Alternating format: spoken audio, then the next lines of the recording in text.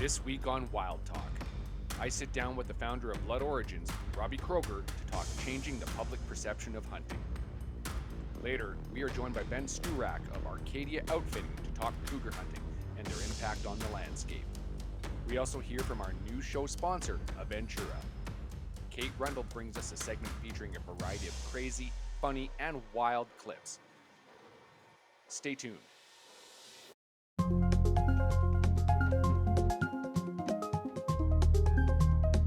We are back with more Wild Talk. I'm your host, Steve Hamilton.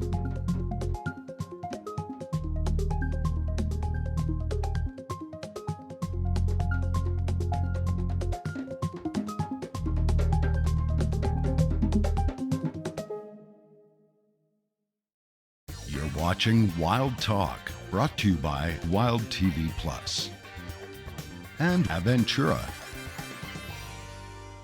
Welcome to another exciting episode of Wild Talk.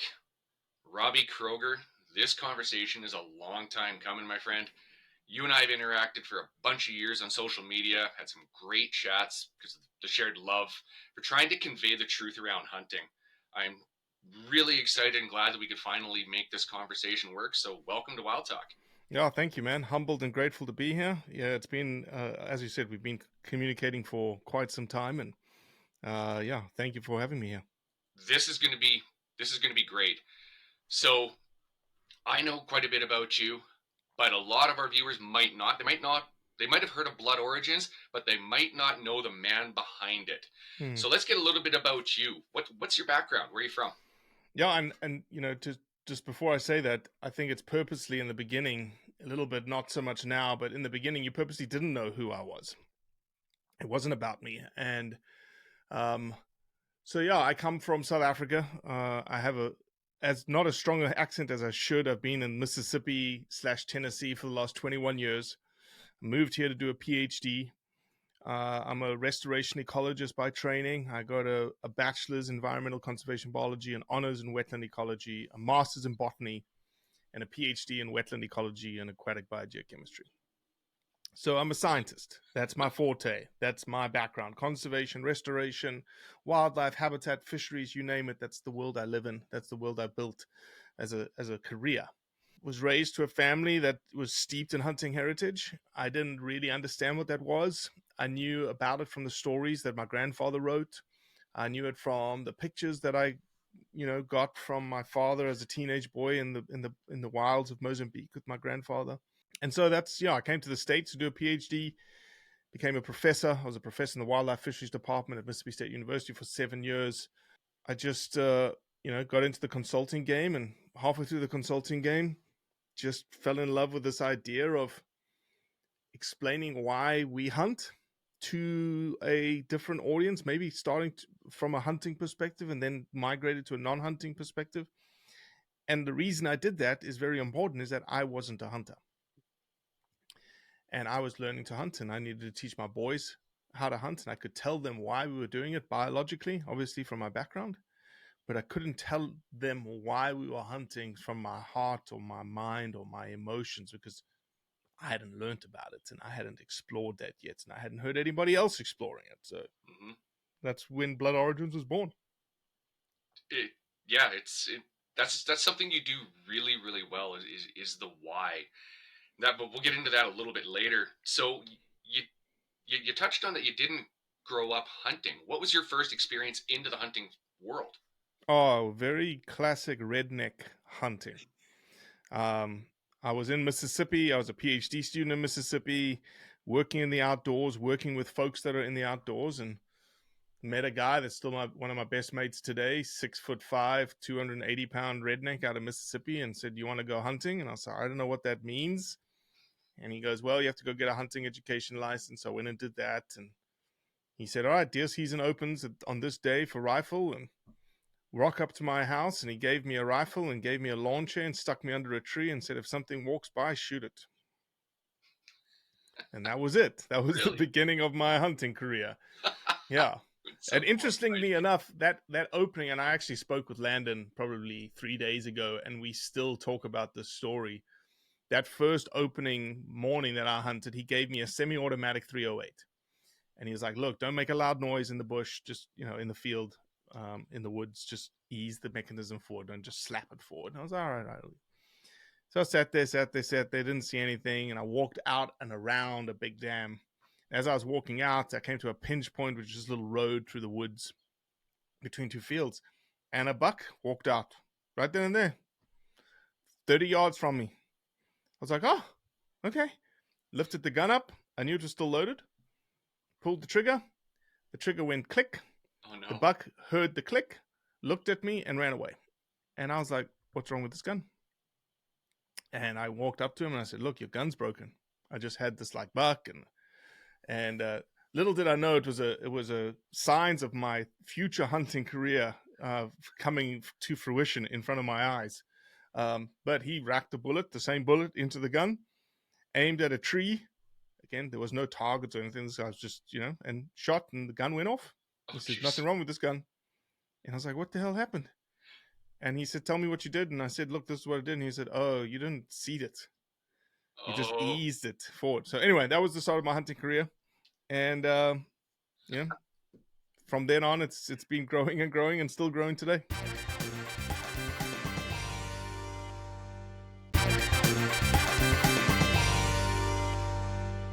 What made you create Blood Origins? Let's get into Blood Origins. How did it come about? Yeah, it came about because of my boys. Like I've got two little savages. They were 5 and 3 at the time. They're 12 and 10 now. And I really wanted to take them hunting. I never got to experience that growing up in South Africa. I grew up in Johannesburg, 8.5 million people, and there just wasn't the opportunities. The circle of friends that I ran in didn't hunt. We didn't have access to farms. We were living in a super, super big urban metropolis. And so I was fresh to hunting, and I wanted my boys, and I was really loving the fact that you could do all these things in the United States. And I was like, man, I want them to be raised with some of the things that I never got. Being able to hunt, being able to carry a gun, being able to use weapons, that kind of stuff. And so that's where it started.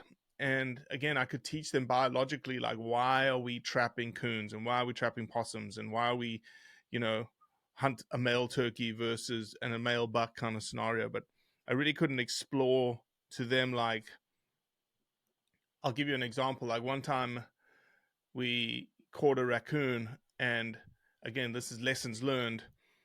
I thought the most ethical way to dispatch a raccoon would be to shoot it right in the brain, which it is.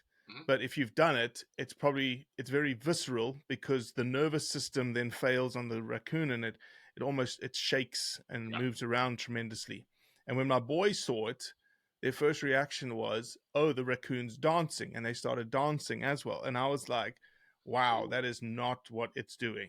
And I didn't know how to communicate that in the moment around like respecting the animal, and this is what's happening, and you don't do that kind of stuff. So those sort of tenors, those sort of threads were what caused me to sort of build Blood Origins and say, okay, let's ask people that are in the hunting space, both famous and not famous, why they do what they do. Express to me your heart around hunting and why you do it. And we've done 78 episodes now on that, and not one of them has said because we like killing things.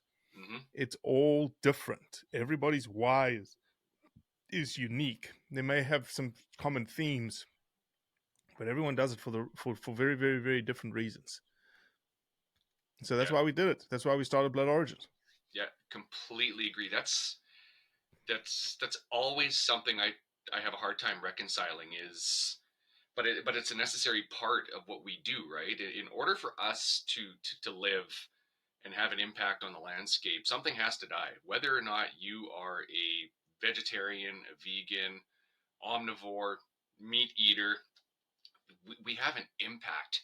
And I choose, as well as you do, to go out and make as minimal impact as we can and end as many lives as we can, or as little lives as we can, by pulling the trigger. Like one trigger pull means one death of a big mm-hmm. game animal. Yep. And it's tough to reconcile sometimes. Every time I've ever pulled the trigger whether or not it's something as small as a grouse to my grizzly bear, there's always a little bit of an emotion in there because it's tough to end a life. So, what is it about hunters and hunting that we all have in common? What's that draw, in your opinion, to this? I think there's multiples. I think people are searching for adventure. I think people are searching for solace. I think people are searching for connection, whether that's a connection to nature, connection to your food, connection to God. Um, I think people do it for physical and mental fitness. Um, and there are certain people around the world that do it for as a challenge in terms of like a box checking exercise to fulfill different species. It's like a bird collector, right? A twitcher, right? They want to go into a place and they want to check the boxes of 20 different species of birds that they saw. Same with a hunter. These are collectors, these are box checkers, and that's perfectly okay. So there's lots of different reasons, going back to the why, lots of different reasons for why, but I think connection to whatever adjective you want to put behind, or noun you want to put behind it,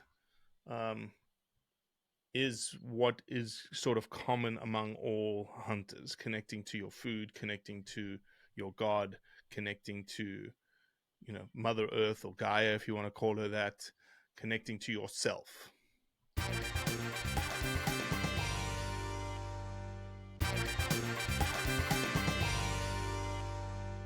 Let's pivot to the very thing that gets the anti-hunter brigade up in arms about what we do, and that's predator hunting. I haven't had a chance to view it yet, but I've heard rave reviews. Lionheart. So as a hunter, I get the need for sound predator management and what it entails. What made you say specifically, I need to tell the story of cougar hunting? We knew it was coming. Like, we looked into the crystal ball and we knew it was coming. And actually, I thought it was going to happen this time last year. And I thought we were going to be dead to the wind because we didn't have Lionheart ready. Lionheart started filming 2.5 years ago. And so we've been working on it for 2.5 years, and knowing that specifically in Colorado, it's coming. That's why we specifically have a Colorado houndsman in the film. And we knew that they were coming. They came through the commission. It didn't work. They went through the legislature. It didn't work. And so we always knew that a ballot initiative was coming. And lo and behold, here it is, 2024. Ballot initiative is in the running in Colorado. It's not a sure thing yet, but we're taking it as if it is a sure thing, that it's making its way to the ballot. And so Lionheart is a tool. Again, from my perspective, Blood Origin's perspective, like, what can we bring to the table? We're not in the politics game. We're not in the regulation game. We're not in the policy game. Very good organizations out there doing good work, like Sportsmen's Alliance, SCI, Coloradans for Responsible Wildlife Management, Howl. Those guys live in that world. We don't live in that world, but we live hip to hip with those organizations by giving them content that shows message from the front lines of these people. Like, what do lion houndsmen actually think about lion hunting? Do lion houndsmen actually enjoy killing as many lions as they possibly can? Those kinds of questions we wanted to address in the film, which is a feature-length documentary. It's 40 minutes long, and it essentially takes you on a lion hunt from dawn to dusk, which, if anybody's done a mountain lion hunt, knows that it's a long, arduous process, days on end typically, that you're cutting multiple tracks, you're trying to run multiple lions, and it's in the steepest, nastiest country you can find typically. And these guys do it because they just love the process. They see it. One of the houndsmen in the film says it's like a work of art. When it all comes together, it's like a work of art. And the dogs find the lion goes up the tree, you see the beautiful cat in the tree, and you pull your dogs away, and you walk away from the tree and walk down back to the truck, and you let the lion go. He says that's a work of art. And that's almost how the film ends. So Lionheart is really our way to communicate to hunters and non-hunters, but very specifically non-hunters, because you don't see a lion until like minute 33 of a 40-minute film.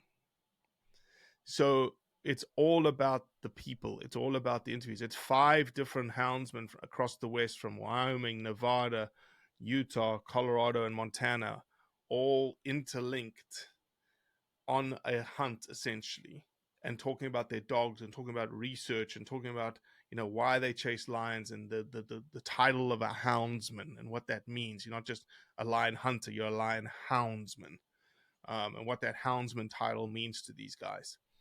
So yeah, it's a great film. Hopefully it'll be released publicly late August, early September. I have a bunch of premieres around the country that we're, sending Lionheart to. So yeah, thank you for asking. So I know you've got a crazy busy day. So as we wrap this up, let's finish it with something that I like to ask everybody I encounter, whether or not we're doing shows or conversations just off the record type thing. But how can the average hunter or non-hunter that's just concerned about wildlife management help turn the tide and the image of hunting? Oh, that's an easy one. You just have to think. And here's why. If you think before you do, i.e. the action of the hunt. Did you think about, was it a good shot? Was it a bad shot? Did you think about whether you're being videoed or not? Did you think about, where the bullet may end up, where the arrow may end up? Did you think about whether the animal was right? If you did video and photograph it, did you think about the photo, the video that you're going to give to your friends and your social media? Did you think about what that looks like? Did you think about what people would say about it? Once you posted it, did you think about the narrative? Did you think about the context? Did you think about the caption? Did you think about the things that you put towards explaining this thing? When someone comments negatively, did you think about what you wanted to say before you said it? Did you put some thought into it? And so if all of that is too difficult for you, if thinking is too difficult for you across all those different phases, then all you have to do is somewhere just say, is this what I'm doing going to help or hurt hunting? End of story. And if you have sort of like a quasi, I don't know, then it's probably not what you need to be posting. End of story. Agreed. You always got to keep not only your audience in mind, but the one that it could potentially reach. You always need to tell that story of our why, our connection, and think about, once you've released that photo or that narrative, what it could be spun into. We've seen it so many times over the years with mutual friends like Brett Longoria, what had happened when a picture got out that was not intended to, and it got her a hate that she didn't deserve. And it's, you always got to be cautious of your audience. So Robbie, I would like to thank you for your time, and we got to do this again, my friend. Thanks for joining. Anytime, my man. Anytime. Thank you. Awesome.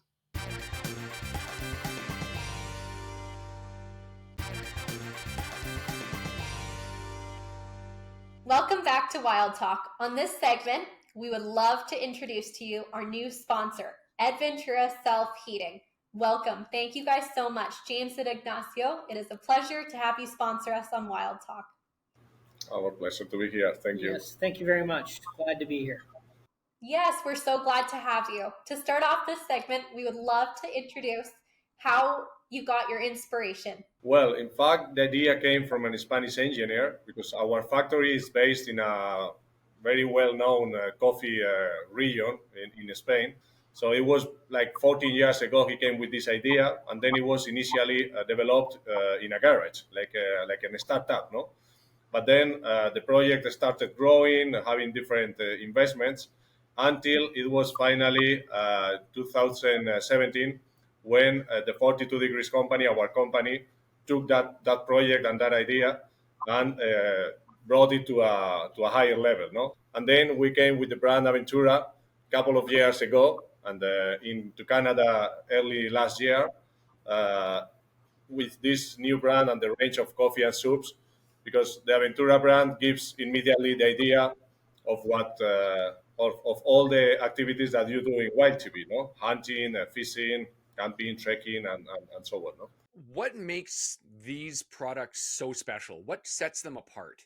Well, I think from Arctic Beverages perspective, I think how we really fell in love with this product was just the great fit it had with Canada, and the fact that people want to be outdoors.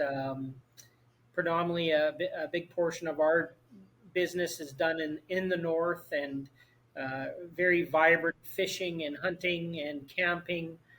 So just the fit for Canada was something that we were really passionate about, and well, we're very excited to have it in our portfolio.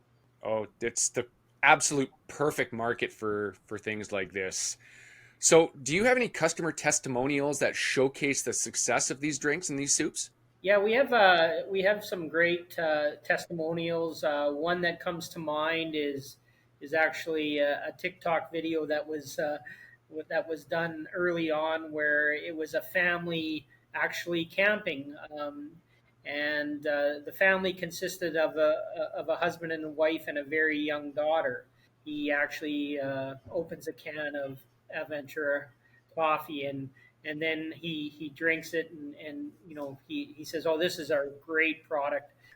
That was definitely one of our early testimonials, and then we've been lucky enough to have the product in Cabela's for over 6 months, and we're getting a lot of feedback from consumers that are buying the product at Cabela's, just how convenient and how such a great fit it is for activities such as ice fishing. We hear bear hunting because you're up in a stand for 14 hours. So hearing a lot of the different applications for the product has been exciting for us. Those are all amazing testimonials. Do you have any plans for future enhancements or any future new products that you're coming out with? Yeah, absolutely. We are. Well, today we have a range of six beverages of coffee, chocolate, and tea, the chai latte tea. And then we came to Canada with four soups: tomato, spicy tomato, chicken, and beef. And now we are coming with curry chicken and vegetables. That's amazing. That leads us into my next question. What is your personal favorite? Well, in my case, of course, I know the product and I have access to all flavors every day very easily. And so for me, it depends on the day of the time, on the time of the day. Sorry, it's like early in the morning. I have my black coffee. I used to have it with sugar, but now I'm turning into a no sugar. So I'm now starting to do the no sugar. Then I have my hot chocolate before going to sleep. Now we are in a hotel, so I always have my hot chocolate with me before going to sleep. And then the tomato soup or the chicken soup is at lunchtime. It's always nice to have it with a sandwich when you are driving and you stop in a gas station. And so for me, it depends on the time of the day. All right, you guys said self-heating, and that's got my attention.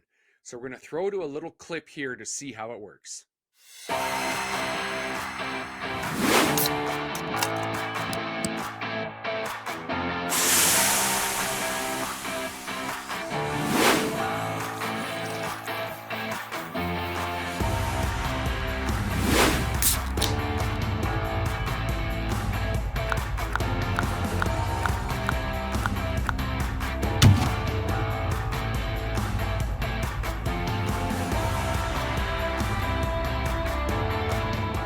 So aside from Cabela's, which you mentioned, where can I find these products? We have them in Canadian Tire, select Canadian Tires across Canada.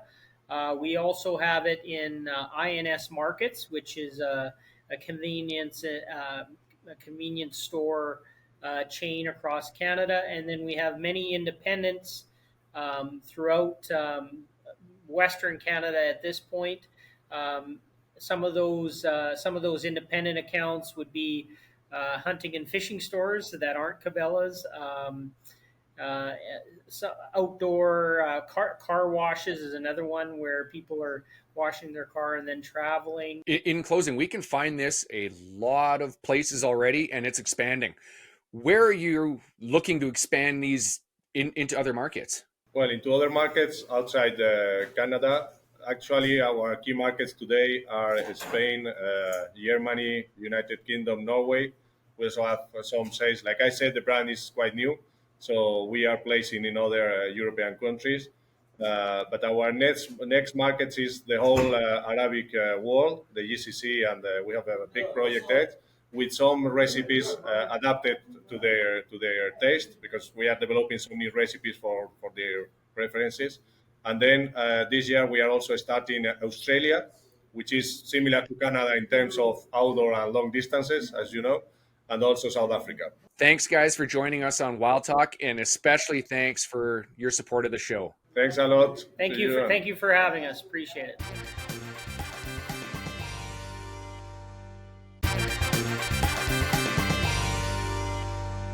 Greetings, Wild Ones. I'm Kate Rundle from Wild TV, back at it with another social segment here on Wild Talk.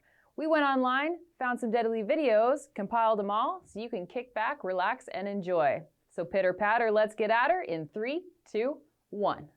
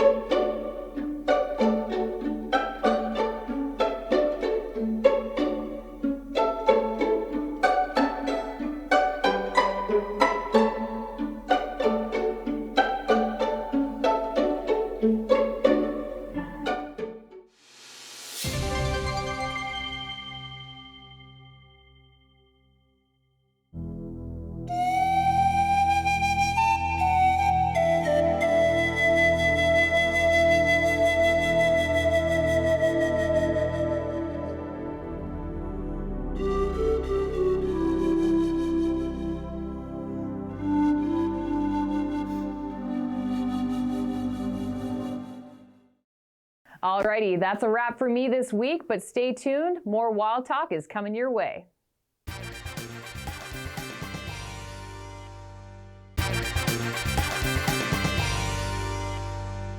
Hey everyone, welcome back to Wild Talk. Today, Steve and I are joined by Ben Sturak from Arcadia Outfitting. Welcome. Thank you so much for joining us tonight, Ben.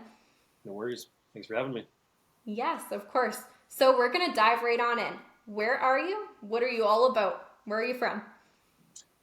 Grew up central Alberta, live in Kelowna, British Columbia now, and I'm an outfitter, guide outfitter. I have an outfit in southern BC and one in the Yukon, and that's what I've been doing for a long time. That's epic. How did you what made you say I want to be an outfitter? Like, did you have a background in hunting when you were growing up? Yeah, I mean, I grew up hunting with my dad, my brothers, but kind of like most people in Alberta, road hunting, driving around, you're looking for bucks on power lines, and you jump out and start flinging leads. So didn't know much about it really, didn't know about wind, didn't know about stalking animals, just trying to shoot on the fly really. So grew up doing that, and then when I was 15, got a little more involved. Took a horse training packing clinic in BC, and kind of led to my first job as a wrangler, and then it continued from there. So I've been doing this since I was 15. It's 20 years now in the industry. Kind of worked all over. Did a couple of years in Alberta, um, then went to the Yukon, then went to the NWT, and guided in Mexico, guided in Kyrgyzstan, kind of all over for different species. So it's been a lot of fun. You've been doing it over half your life now, and Mm-hmm. it's that's a career for most people, and you've still got a long way to go. So obviously, there's something that's kind of sparked deep inside you with this love for the outdoors. So how has your business evolved when it comes to hunting? Yeah, I mean, I grew up kind of deer hunting, sheep hunting, moose hunting, all that stuff, and started guiding bears maybe 12 years ago now, which also is controversial, and cougar hunting even more so, right? Um, for me, I do it because it's predator management, and more people need to do it. It's such a conservation thing, and if we didn't hunt cougar, our sheep population would plummet. It really would. I mean, nobody else is taking out cougar. There's no other predator taking out cougar. Wolves once in a while will somehow, try to attack them, but cougars go up a tree to get away. So they're on the land for 8 to 10 years on average, and they kill on average an ungulate every week. That's a lot of deer and a lot of sheep and moose. So by removing one cougar, you help all the species in the area, really. So for us, that's been our motive primarily, is just conservation of all the other species and keeping the nice balance. Like, we don't over harvest anything. We don't over harvest bears or cats. Obviously, all the other species are on quota, but we just take a nice number out of the area for management. Agreed. I'm a big predator hunter myself. I've never had the opportunity to chase cougars yet. It's a bucket list for me. I chase lynx every year. I do a lot of lynx calling. Has predator hunting always been a main driver of your outfit when you got into it? 100%. I knew that if I wouldn't even buy this outfit unless I could find a houndsman, get the dogs, and start selling these cougar hunts, because if we couldn't run them, it wasn't worth having the area, because we need to manage that population. And the way my area works, we have a major mule deer migration come in from the west. We're kind of in the rain shadow of the coast mountains, so we don't get a lot of snow, but the area just to the west of us does. So thousands of mule deer would migrate in the wintertime, and no matter how many cougar I take out every year, there's always more cougar coming in to fill their place following those mule deer. So it's kind of this never-ending cycle. And if I take 5 or 6 out, those five or six are right back in there. Sometimes more, because you might take out a big tom, who's kind of king of his domain, keeping out younger males, and all of a sudden maybe you have 2 or 3 males come in to fill that space. So it's this interesting battle we're always kind of playing out there to manage properly.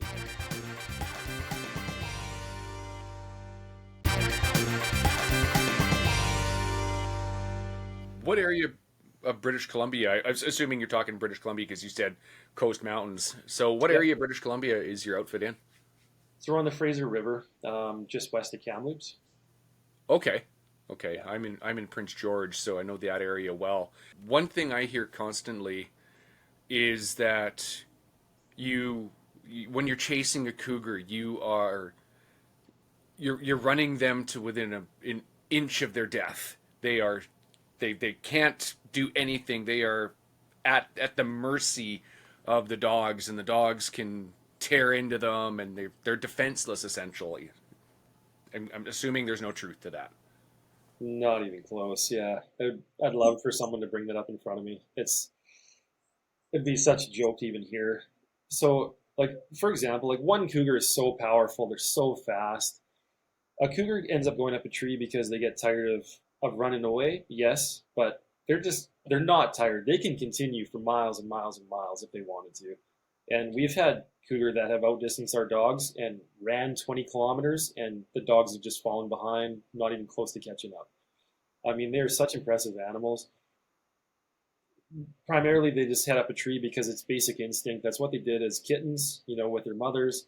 And so they go up and they know that they can get away from pretty much any animal that's below them in so doing. Wolves chase cougar all the time. We had multiple packs following cougar throughout the years that I've been doing this. And they're always tailing these cougar because cougar are such effective predators, and will harvest an animal, kill an animal every single day or every single week, sorry. Wolves aren't as good as cougar. They're not as wily. They're not as secretive. Cougar are sneaking their way along. Wolves are kind of just running willy-nilly everywhere, right? So these wolves will pinpoint these cougar and track them down, steal their kills. They'll send a cougar up a tree. They'll eat their kill, and then they'll continue on. So these cougar get used to this process from these wolves. So a pack of dogs is essentially doing the same thing, but not stealing their kill. So they're used to this process.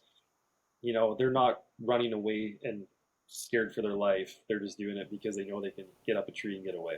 I mean, it's That basic for them, right? makes a lot of sense when you put it that way. That they're running because it's an instinctual thing, and that's what they've done ever since they were a kitten.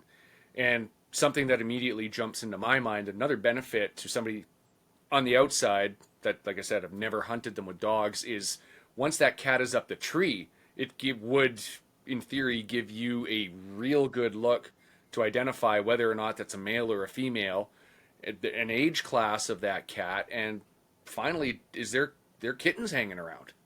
Exactly. Yeah, a lot of the time you don't know. You can sometimes be confused whether there's a kitten or not because the kitten will walk in its mother's track. So if you're not paying close enough attention, and this is another reason that we walk the track out for so long, just to make sure there isn't a kitten there. But you push it up a tree. If you see kittens there, obviously you pull the dogs off. They're not animals that we harvest if it's a family group.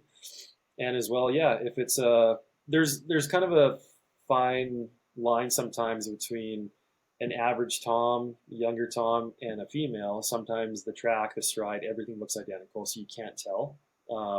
So you might push it up a tree, and then we'll spend sometimes 30 minutes to an hour analyzing that cat if we're not sure what it is, because we want to take out a select number of female. We do. A lot of people want to harvest only toms, but in our area, because we have so many cougar, we do want to take out a certain number of female, and typically females that we know have been there for years and years and years. They've been barren for years. They haven't had kittens, so they're not helping the species to begin with, or the population, and they're old, so they're just out there, they're just killing. Right. So we will harvest 1 or 2 female a year, and then the rest are all toms, generally. Nice old big toms that are, again, killing kittens, again, detracting from the population, just like bears will do. So yeah, pushing them up a tree, people might think it's unfair, but it's a natural instinct, and it gives us a chance to really analyze them properly and make a good judgment call whether to harvest them or not. So it's a great tool, and I'm glad that we can do it. Mm-hmm. That's when you sit back and look at it objectively. There's no better way to be a selective hunter than to have your quarry right in front of you and study it for 30 minutes. You can be a true selective hunter, and I really appreciate that about the dogs, and I look forward to doing that one day. So no, 100%. And to put it into perspective too, right? If you see a deer or a bear is a really good example. Kind of walking through a meadow, you're not sure what it is. It looks like a nice big one. You don't really know. Predators are hard just all across the board because they don't have a big set of antlers, right? So if it's walking away, instinctually you want to go, well, I'm not going to get this shot again. I better take it. And if you pull that trigger, when you walk up to it and it's the wrong call because you acted too quickly, then, it was the wrong thing to do. But if that animal's in a tree, a cougar, we have lots of time to make the proper call, right? And pull those dogs off and walk away. We don't have to rush it. So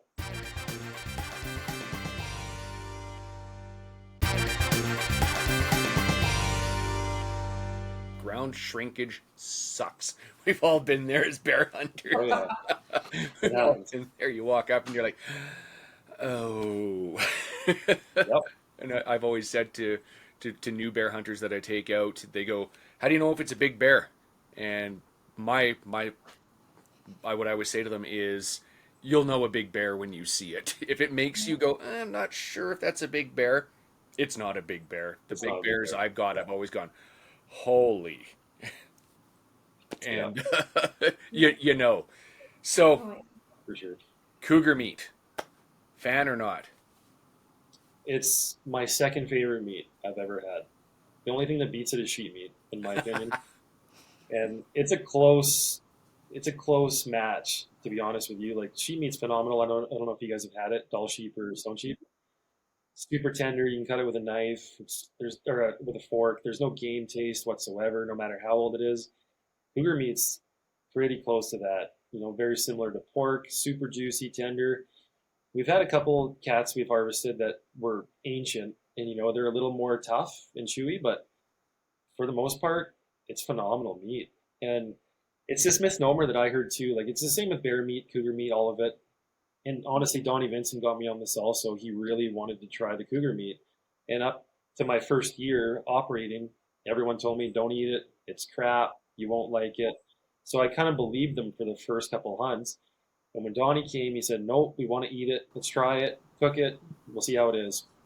And so we had bighorn, we had mule deer, and we had cougar that night, side by side, just to try everything.